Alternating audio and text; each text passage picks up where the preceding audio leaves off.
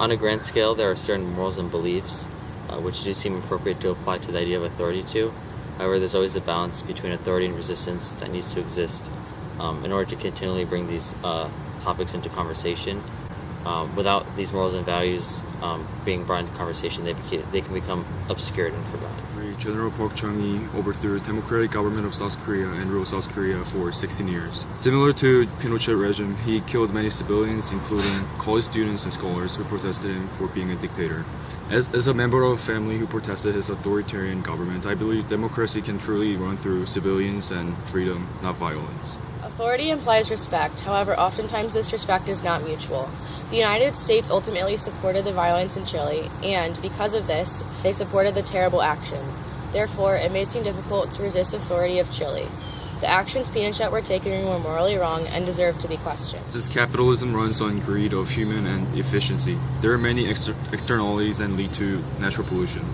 Our goal should be finding the balance between efficiency and protection of natural environment in capitalist society.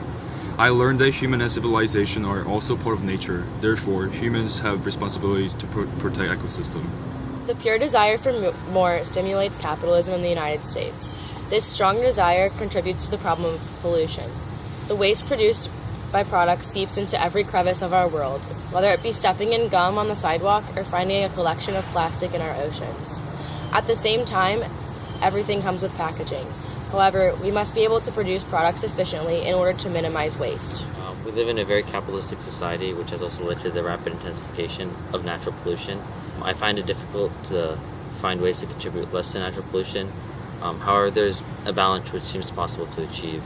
Throughout history, there has always been clear evidence of imperialistic and colonistic structures which have continuously brought violence to different groups of people around the world.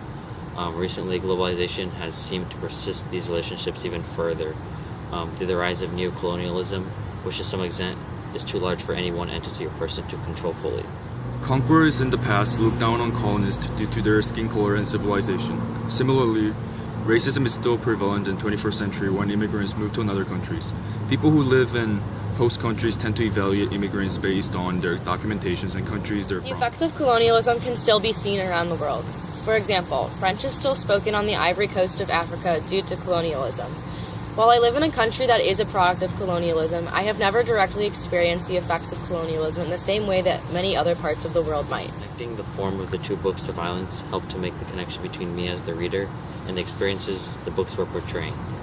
This resonated with me more so with kith, since the book is assembled as a kith in the same way it is trying to define what a kith is by using many different forms and perspectives as possible. Different from other people in this class, I never really faced challenges because I could relate to pain of immigrants in Kith as an immigrant, and South Korea had a similar history of authoritarian government and song for his disappeared love. However, it was not the same degree of pain and loss compared to victims in both books.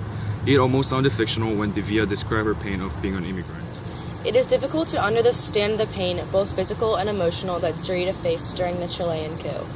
The emotion expressed in Song for His Disappeared Love helped me connect with the internal struggles Zurita faced.